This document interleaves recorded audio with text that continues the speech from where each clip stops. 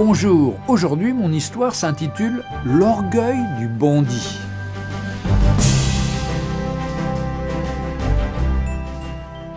En Amérique du Sud, dans un certain pays, il y avait un homme qui s'était enrichi grâce au trafic de la drogue.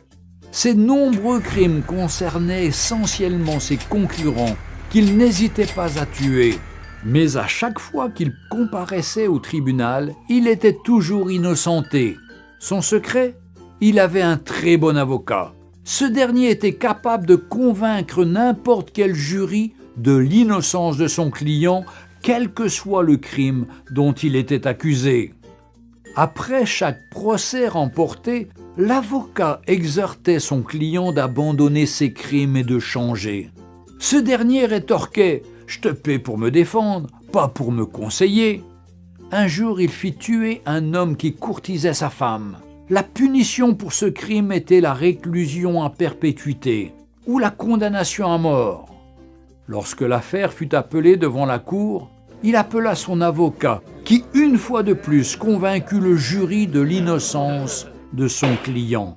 En effet, bien que l'affaire fût difficile et malgré de nombreux témoignages et de preuves, il gagna le procès et son client rentra chez lui tranquillement.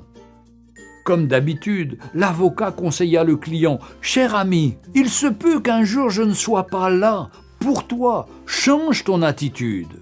Et attention, je suis ton patron et non ton fils. Va donner tes conseils ailleurs, lui répondit son riche client avec orgueil. Un jour, il récidiva en tuant un pasteur qui militait contre le trafic des drogues. Mais quelque chose s'est passé, bien que l'affaire était difficile et très compliquée. Mais il était tellement sûr de son avocat qu'il appela ses amis, ses parents, sa femme et ses enfants pour assister au procès afin de voir comment il va humilier les juges et le ministère public. Alors qu'il se rendait au tribunal, il appela son avocat. Ce dernier lui rassura qu'il était en route et qu'il arrivait déjà. La salle était pleine à craquer et on attendait l'entrée du juge pour le début du procès. Et lorsque l'huissier fit lever l'assistance pour l'entrée du juge président, le trafiquant de drogue fut glacé de constater que c'est son avocat qui est sur le siège du jugement en tant que juge président de la cour. Il n'était plus un avocat, mais un juge. Lorsqu'on annonça l'ouverture du procès, le juge leva la tête et dit « Hier, j'étais votre avocat, donc je me suis battu pour vous, même lorsque vous étiez coupable.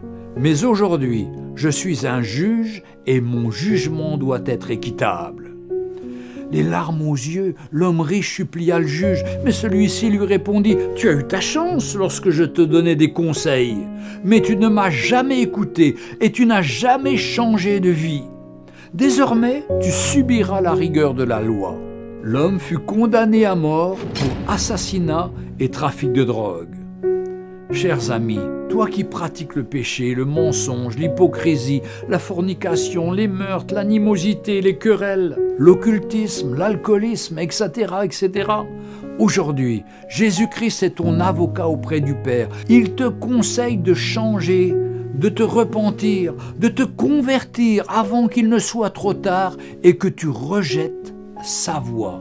Mais un jour, il reviendra comme un juge et rendra à chacun selon ses œuvres. Il te dira « Hier j'étais ton sauveur, mais maintenant je suis ton juge. » Aujourd'hui, Jésus-Christ est notre avocat et rédempteur, mais le jour viendra où il jugera chacun équitablement. Jésus-Christ revient bientôt. Retrouvez Un jour une histoire sur www.365histoire.com.